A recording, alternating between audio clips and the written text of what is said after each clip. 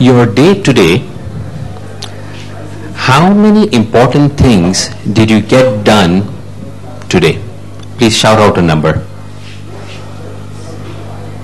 I heard 0, 1, 1, 2. How many, sir? 0. Okay. 2. Okay. 2. Okay, good. Okay. How many of you feel that you could have gotten more done today? Can I see a show of hands? Yeah. Okay. My third question. How many of you have had days that you were busy? You've done a lot. Now you're tired. You're fatigued to prove that you were actually busy. But when you look back, you feel that you've got nothing done. Hands zoomed up there. How many could use you too? Okay. I hear you. Yeah. Oh, yes, you do. Smart guy. How many of you feel they could use some more time during the day? How many of you feel you could use, if I had half an hour a day, more a day, 1 hour, 2 hours, wow, then I would have been able to get so much more done. Well, congratulations, you're in the right place. Today, you can begin your journey to actually get and experience that much more time. How? Well, I've lived it. I walk into office Monday morning, and I say, all right, these are the things that I need to do. I get that done. And I say, wow, I've gotten so much done. I can take rest of the day off and feel good about it and not feel guilty about it. I can say this standing here with full honesty and complete integrity. That's the experience that I have time and time again when I do follow the methodology. There are many times that I fall off and I said, okay, and that's enough for me to remind I need to get back on so I can get that experience yet again in a moment. So, you see, because getting things done is not just about getting things done. You are already getting things done. But perhaps you know somewhere in your heart, in your place, in your soul, in your spirit, but I'm not getting the right thing done. And if I would just get the right thing done now and time again and again from moment to moment, day after day, week after week, wow. I would feel so much more phenomenal. I would feel so much more fabulous. I would feel so much more marvelous if I just knew a way to get that done. Well, let's show you how to do that.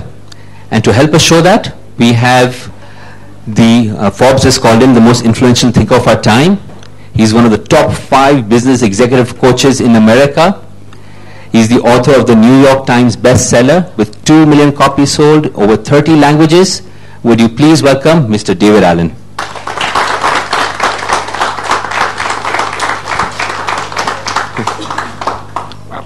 Okay.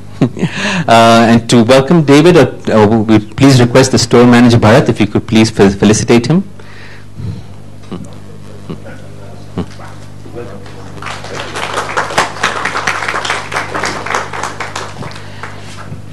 And if can I call Ali as well to help me quick start show.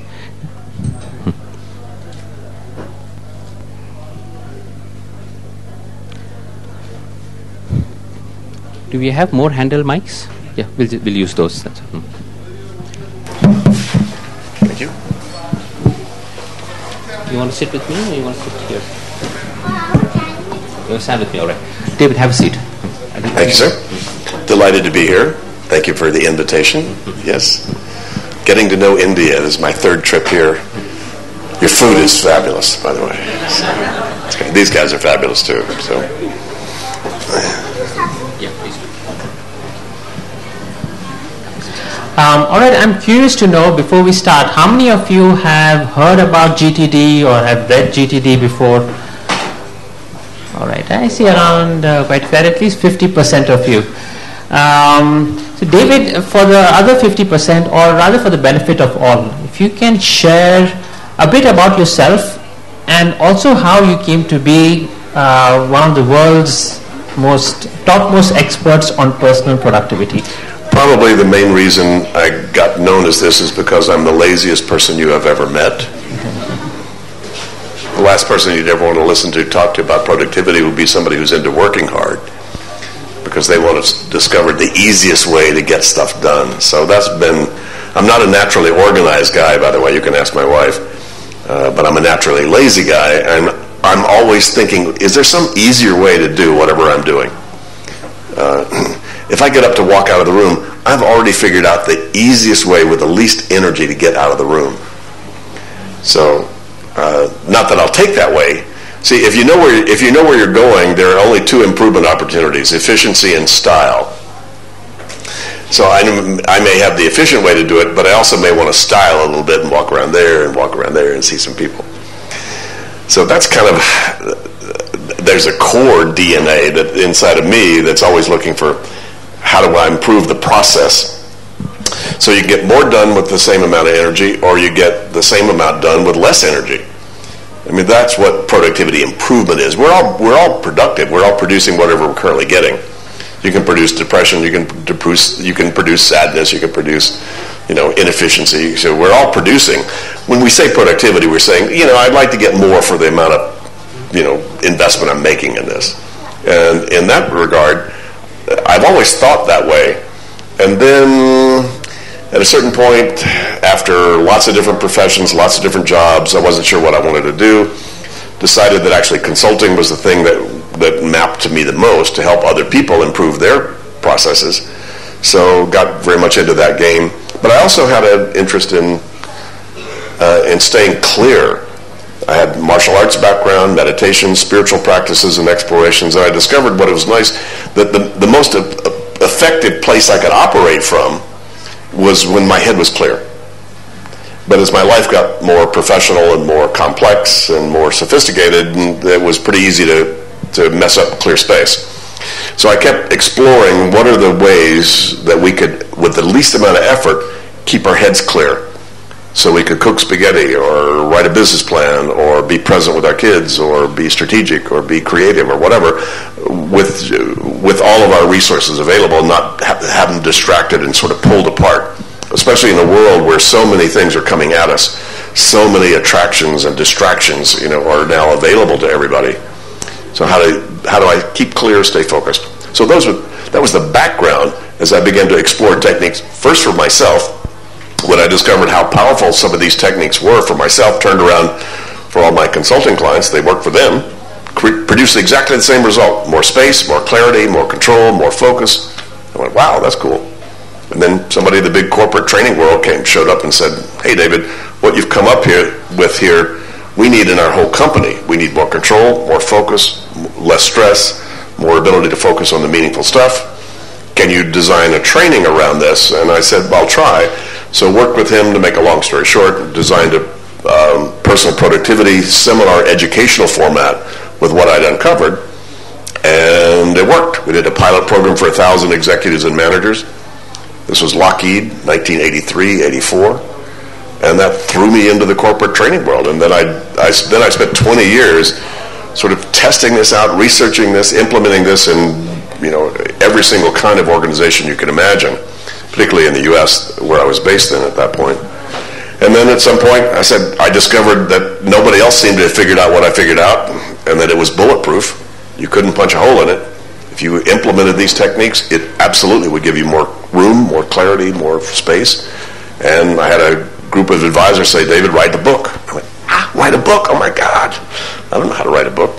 So then it took 4 years from the time I sort of put that on my active project list is to write a book, publish a book. And that was the first edition of Getting Things Done in 2001. This is the new edition from 2015. I sort of updated it a little bit. But that's how this all started, and the book then took off. I had no idea whether the world would sort of buy into this. I knew this stuff worked, but whether you could get it into a book or not was unknown to me. So anyway, there's a very short version of a very long story of how I got into all of this. Now, I'm sure a lot of people are going to be buying the book today, and it's, 300, 400 pages. So if you were to explain GTD to our audience in 2 minutes, or give them a gist of it, what is it? What are the steps? How do you do GTD? Well, the way you get a clear mind is you get your head empty. Your head's a terrible office, by the way. If you're keeping stuff in your head, it's the wrong place. You'll give it more attention than it deserves, or not as much attention as it deserves. You'll give cat food the same amount of attention as write a business plan if it's just in your head, because either one will wake you up at 3 o'clock in the morning. So basically, you need to externalize this stuff. So the first thing you got to do is anything that's got your attention, you can't finish when you're thinking of it, you better get out of your head and park some reminder in some trusted place. And then sooner than later, you better decide, wait a minute, what's the next step I need to take about buying cat food or writing a business plan? Decide what that is and park the results of that in some sort of trusted place that you know you are the right person who will see this thing at the right time.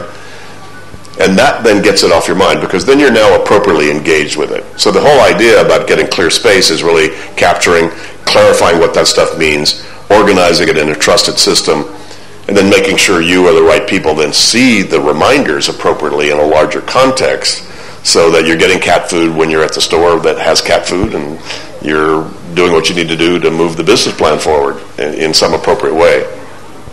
So in a way, that really is all it's about. It's just that most people have a much more complex, varied life and commitments than just cat food and a business plan. It'd be nice if that's all you had to do. But most of you have between 30 and 100 projects and between 150 and 200 next steps right now on the open loops and commitments that you've got you haven't finished. So managing that becomes a bit more of a challenge. It's really a martial art. How do I manage all of that stuff, and especially since it's moving so fast and changing so fast? What caught my attention is when you said GTD helps you get clear space, and it's the practice that helps to give you a clear mind. And when I hear that, it almost sounds like GTD is a spiritual practice. It's not about doing more, and when you think about productivity, it's like being more busy. But this sounds a bit different. Is GTD spirituality in any way? Well, let's back up a little bit and let's talk about productivity. Most people, unfortunately, productivity as a word has a lot of baggage with it. It sounds a lot like business and busyness. But if you're out to find God and you're not finding God, you're being unproductive spiritually, right? If you go to a party to boogie and you're not boogieing, you're having an unproductive party. Go on a vacation to relax and you're not relaxing, it's an unproductive vacation. So productivity simply means producing some desired result or getting to some desired result. So is it spiritual? Everything is spiritual. From my 45 years of spiritual practices, everything is. Everything, you can find it inside of everything because it is inside of all of us. But no, it is not so much a spiritual practice as it is a practice that allows you to clear the space so that you can do spiritual practices if that's your intention. So you meditate. I've meditated for 45 years. If you meditate, the world is always on, by the way. The universe is always on. The universe doesn't slow down. And all the multiple levels of experience in the universe are always there and always accessible to us. So what meditation is the ability to be able to quiet some level so you can listen to another level of truth and reality. So being able to quiet your life here or quiet your mental level here allows you a lot more space, a lot more clearly to then follow a spiritual practice or paint or play the piano or cook spaghetti or do whatever you want to do with that space. But what it does is it quiets the level here so that you can focus on potentially more meaningful stuff. And for many people who certainly have a spiritual focus, that would be a more meaningful thing to do, is to use this to be able to quiet yourself so it's a lot easier to go to other levels. In my experience, when I try to get to clear space, one of the challenges is when I have negative emotions, because that keeps running in my head, and I'm constantly thinking about it, and I can't get to clear space. Can GTD help manage emotions? Well, the essence of GTD is really the essence of productivity, which is outcome and action. What do you want? What do you want to experience or produce? And what do you need to do to move there? So if you're feeling something, I would say, well, what would you like to feel? What would you like to have true so you're not feeling that if you don't like feeling that? So what are you after? You want clarity? You want resolution? You want to finalize a situation? Whatever you want to do. Say, great. And then what would be the next step you need to take? Worry? Not highly effective. What would you need to do to figure out whether you can change the situation or not?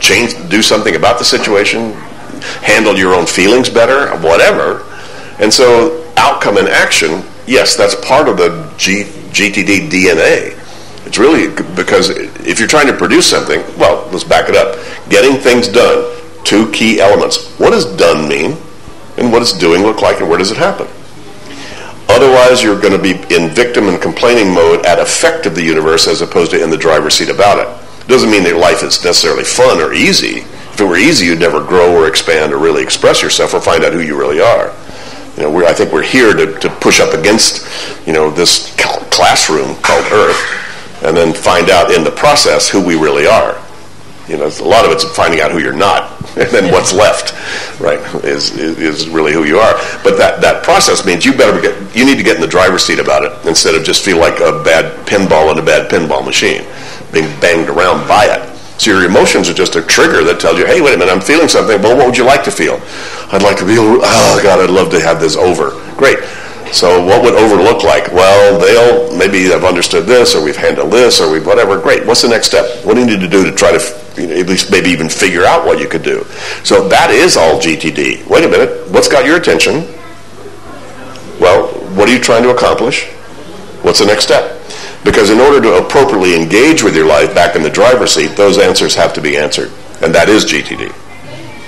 Yeah, I really like when you said emotions are a trigger to figure out what is it that you really want. Mm-hmm. Yeah. David, quite a few people here have read the book and some familiarity with GTD, and simultaneously,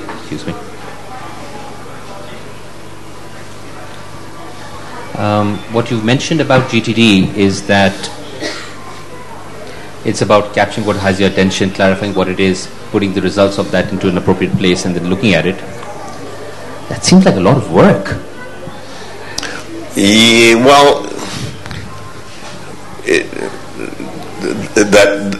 the way you said that, then you were assuming work's a bad thing.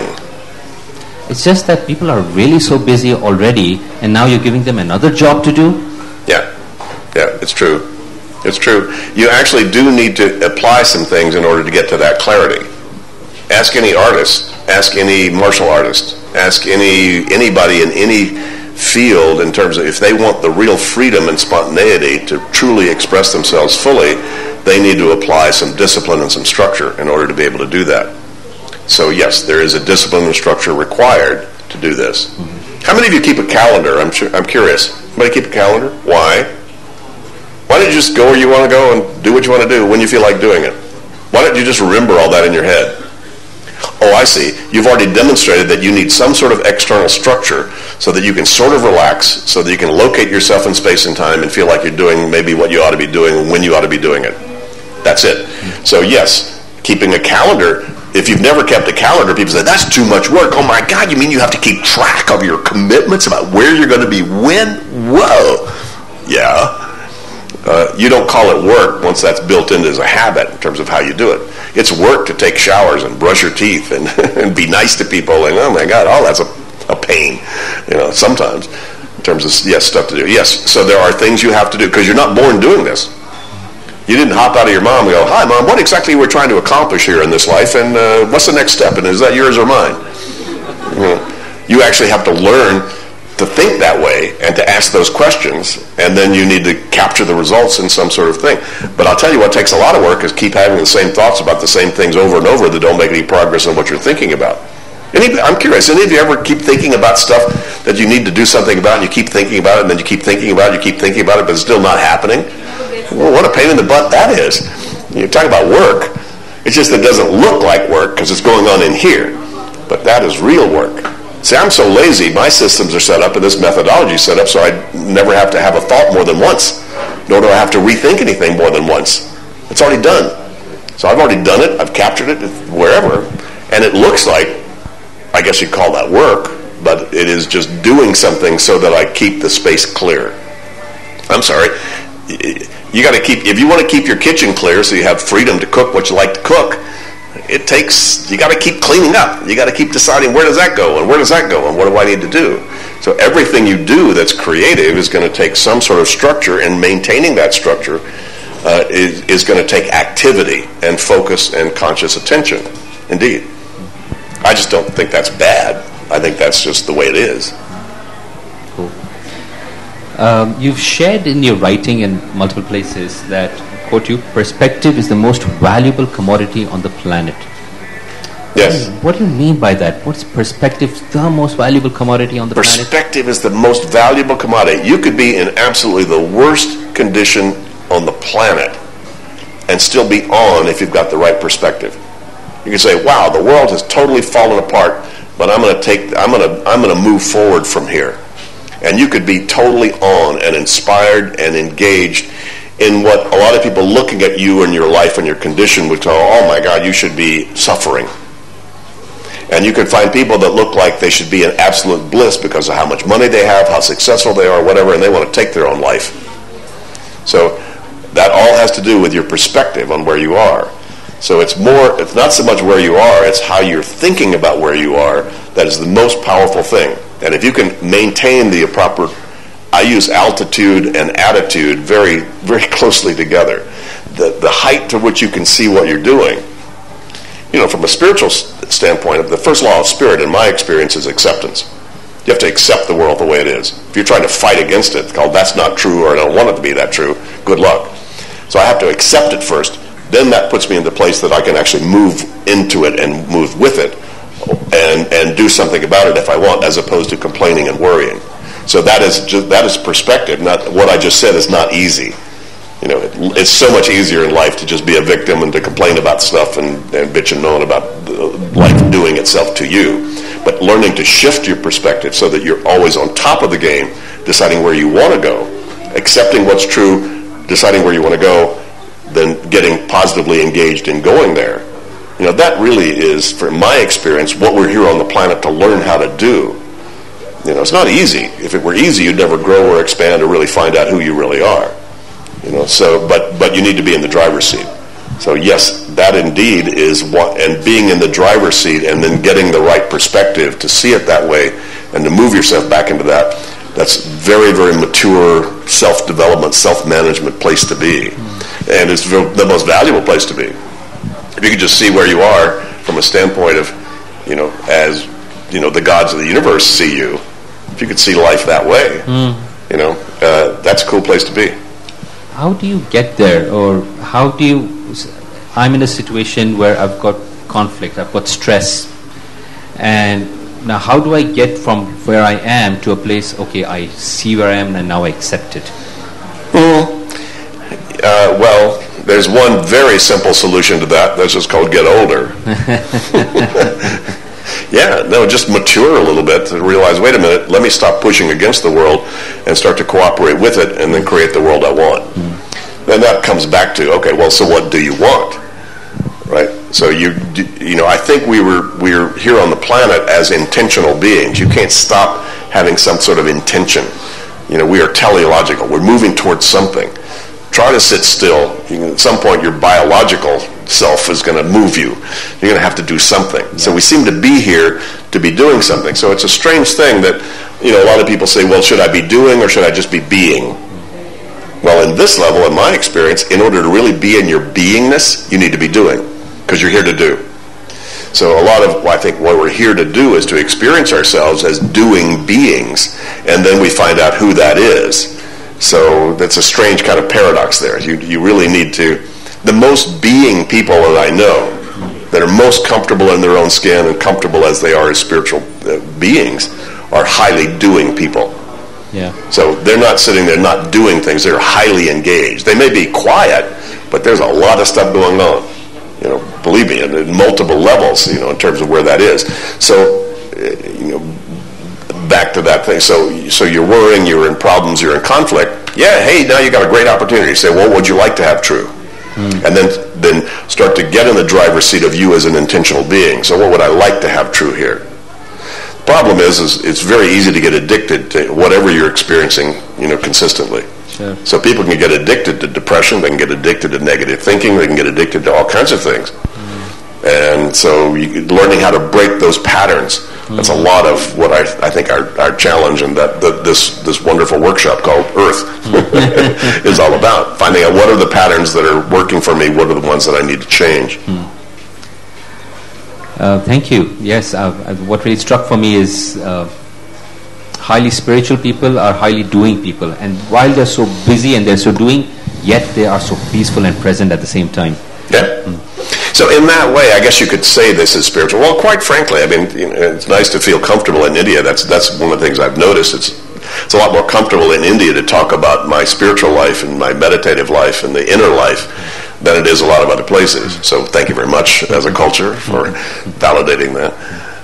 But in a way, one of the reasons why I still stay so involved after 35 years of being involved with this stuff is, from my perspective, we're on the planet to do two key things.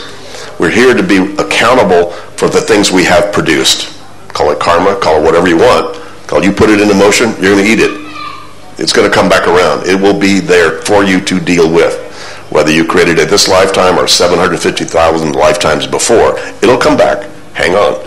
And is it coming to you? So being accountable for that, recognizing where we've put our creative energy and being accountable for dealing with that and being responsible for it, and then being responsible for where we're putting our creative energy. Right? So what do you go? You can't stop being creative. You're creating right now. Wherever you're putting your thoughts, you're creating. So this is all about cleaning up, closing up, understanding what our open loops were, and then making sure whatever new loops we open are the right ones, so we can stay involved in that path. And those two things are really the essence of what getting things done is about. But I don't have to enforce or even talk about the spiritual aspect of this to anybody. I just ask them, why is that piece of paper on your desk? It doesn't belong there permanently. Why is it sitting there? Oh, well, great. Well, what are you going to do about it? See, until then, they're the victim of that. That thing is yelling at them. They're now at effect of what they've let into their universe that is potentially meaningful, but they haven't gotten appropriately engaged with it. They're being run by it, right? As opposed to, oh, okay, well, here's what I need to do about that, and here's the next step I need to do on that. And now they got in the driver's seat about it. So I didn't have to talk about spirit or talk about why I think we're on the planet or any of that. I just get people to appropriately engage with the things they've let into their ecosystem and their life, and they actually start to feel something different. That's why they say, wow, there's a lot more to this than meets the eye. And they go, yes, there is. But I don't have to convince anybody about that. You just have to do these behaviors, because that tends to line you up to, I think, where we naturally are, who we naturally are as spiritual beings here. Sure. I'll ask one last question before I hand it to you for your series of questions. I love the Horizons of Focus model and how everything leads to purpose. And you've explained the horizons before. Perhaps you could explain people on it further. But if you could also link it, how can I stay conscious about my purpose while executing daily actions? Yeah, how do you keep track of who you are, why you're here, while I still have to get cat food and clean the toilet? Yeah. Well, if you go to a Zen monastery, the highest position is the cook. Yeah. Yeah.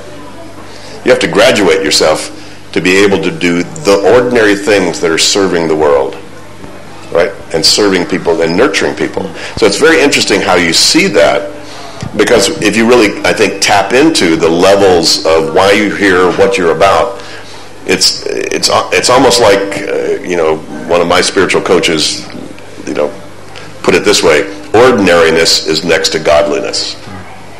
So godliness is not found in the sky opening and trumpets and chariots and coming down and sweeping you up. It's sweeping the floor and feeling so satisfied that what you're doing is just the nature of the way things are, and you're serving yourself, you're serving the world as best you can and the way you can. To me, that is the most elegant place to operate from internally, where you're most at peace with what all that's about. So I think the more I'm just still fellow student. I'm 72 years old, but I'm still just a beginner at this. I've been doing spiritual practices for 45 years, but I'm still a beginner. Oh my God! I forgot to focus on all that today. Thank you very much. Can I focus on that? Okay, I'm back. This is so cool. I love that. That's so pretty. So I think once you practice being able to get in touch with whatever that deeper part of you is, you can do that at any time. But that's a lot of practice, because it's so easy to get sucked into the weeds out here. This level is designed to seduce you away from your inner life. It is, and that's why it was designed that way. so that you'd find out, if this were easy, come on, we'd all be off onto other universes, would have a long time ago. But this is a great place to learn lots of very cool stuff about that. Thank you. Since Arif brought up the horizons of focus, and on the topmost horizon 5, we've got purpose and principles. How does one find their purpose and principle? How do you find your purpose and your principles? Well, just ask yourself, why do you think you're here? Well, a practical way to do that is, when do you show up? Every one of you knows there's some time when you really show up. And only you have the answer to that. And whenever you show up, you should ask yourself, why do I seem to show up doing this? Cooking rice, playing with the kids, writing a fiction novel, whatever it is. And I think you're already doing your purpose. You just may be conscious of it. So it's not like some new thing you have to go figure out. It's really about sort of letting go and finding out, wait a minute, how am I? How am I really? So a lot of it's just being aware of who you are and when you show up and what you're about. I think if you really, really, really, really figured out your real purpose from all the universal things before you die, you'd be in the fast lane. I say my working purpose is a working hypothesis. As best I see it right now, here's what I think I'm about, and here's why I'd be off course if I wasn't doing that. And as I get better data and more mature, I'm willing to change that or enhance it or see it better. For instance, organizations. I've done a lot of organizational consulting, and organizations, I've never really seen them change their purpose. What I've seen them do is re-understand it in a new, deeper way so they could stay competitive. So the DNA is kind of there. So it's already rolling. So one of the neat things about GTD, I think one of the things I enjoy about it and enjoy coaching people and teaching people about this, is it has you start with where you are, not with where you should be. And a lot of people do the big should stuff. And you've ever seen that great little sign to stick on your desk that says, I will not should on myself today? That's good advice. And if you just start with where you are already there. You are already everything that you are. I mean, from my experience, at least spiritually, it's just a matter of awakening to that and getting rid of the stuff that's not that, in terms of the distractions and whatever, and getting more to the core of what that's about. So I think it's a longer answer than the question you asked. How do you get to it? Just make a stab at it, and then change it when you get better data. Right, so I guess it's more about discovering our purpose rather than pulling it out from somewhere. Correct. Yeah, I think so. But from my experience, that's it. Yeah, and I think sometimes the best way to find out something is to find out what it's not. So one way to get to this is go, when am I off purpose? What am I doing that feels off purpose? And that sometimes may reflect back to you what the purpose really is. What's off purpose for you? In other words, you don't care where you work as long as what's true. You don't care where you live as long as what's true. You don't care who you live with as long as what's true. And that will start to get you to what your core values are going to be. And as soon as you start to understand your values, I think that's going to give you a big hint about what the high level of stuff to get done called fulfill purpose, would be. For those of you who are not familiar with it, we just discovered or really identified the 6 levels of getting things done. What are the things you need to get done? Well, top level, get your purpose done. Next level is get your vision of your purpose done, successfully done. Next level will be, well, what do you need to accomplish over the next year or two to make your vision happen? Done. Next level is, what are the things you need to maintain so that you get there? Like your health and your vitality and your relationships and, all that stuff. And then you have all the stuff you need to finish to be able to get all that done. Like get tires on your car, get your teeth fixed, get hire the person, get your kitchen redone, get the next vacation done with your family. Then you have all the stuff you need to do about all of that, all the emails to send, all the stuff to buy at the store, all the stuff to talk to your partner about, all that. So there's those levels of all those things we need to get done, more or less operational, but there's no one better or worse than the other. But that means we're all living a much more complex life of things to get done than most people really acknowledge or are aware of. And that's what GTD is about, is starting to identify all those, get them out of your head. Your head is a terrible office to try to keep track of any of that. But if you start to objectify it, get it out of your head, take a look, then you'll start to see the person who looks at it is not that. See, guys, you are not your work. You do work. You're not even your life. You have a life. Who's the you? And that's what this thing can creep you back up to, which is kind of exciting, at least as far as I'm concerned. By the way, I don't often have this discussion, so I hope whoever's watching this, I don't know, maybe I won't sell any more books now because of that. We've covered a lot of ground in terms of how, as a person, or the personal benefits of applying GTD. But from your experience, coaching thousands of companies, hundreds of thousands of companies, and very senior people, what are the benefits when an organization starts having GTD as part of their culture?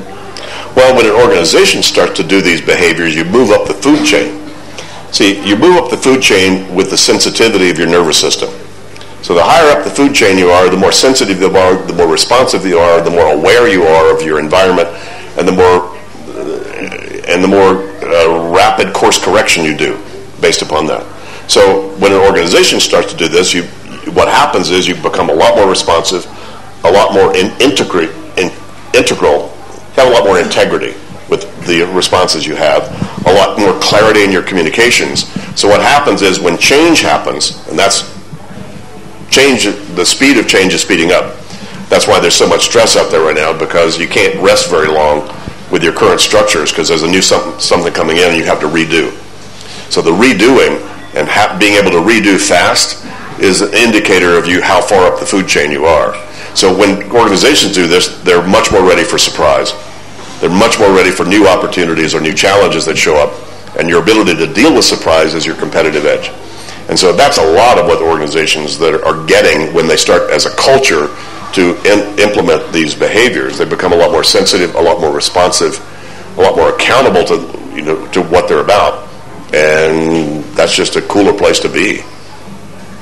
More effective, much more effective. So you're in the city of Bangalore, and this is the place where a lot of high-tech stuff is happening, and which includes artificial intelligence and a whole lot of automation. And do you think GTD will get outdated when all this automation and artificial intelligence that comes in, where we don't really have to maybe do much because everything's done by robots? Well, no, you only call something artificial intelligence if it hasn't been implemented yet. Everybody here is already being affected and using artificial intelligence every time you use a Google map. They're learning from you, right? And if you know what you're doing, by the way, it's a cool time to be alive, but artificial intelligence is not going to decide what to do about mom's birthday. What all that's going to do is make the decision about what to do about mom's birthday a lot richer. But you're still going to have to decide. So the new world, if you were actually, and that's a lot of my vision of GTD 4.0, will be just very elegant versions of decision support. But they're not going to make the decision for you. So don't kid yourself. And all that stuff is just making it a lot easier to make better decisions, based upon that. And that's very cool. That's great. I'm looking for anything that helps with that is really super cool. We all could have made better decisions today had you had the right data in front of you at the right time, right? So, your kids, if you had absolutely everything, in your glasses, you were seeing a hologram of everything those kids loved, all their latest problem, their favorite books, their favorite stories, their favorite whatever, and you had all that available to you. Just a little tiny conversation could have added some value potentially, to that relationship. Me too, with all of us. So there's an infinite world of opportunity in terms of what's coming toward us with all this technology. But it's not going to replace decision making. It's just going to make it much more elegant in terms of what we do. So, no, yeah, in 40 years when we land on Jupiter, they still need an in basket to throw stuff that they don't know what to do with yet. Somebody still needs to empty that in basket by deciding what's the next action about this thing we need to do. You're still going to need to park the results in some trusted place that the right person sees it at the right time. I'm sorry, this is forever. So I just boil this thing down to what's never going to change. If you're trying to get stuff done, what does done mean and what does doing look like?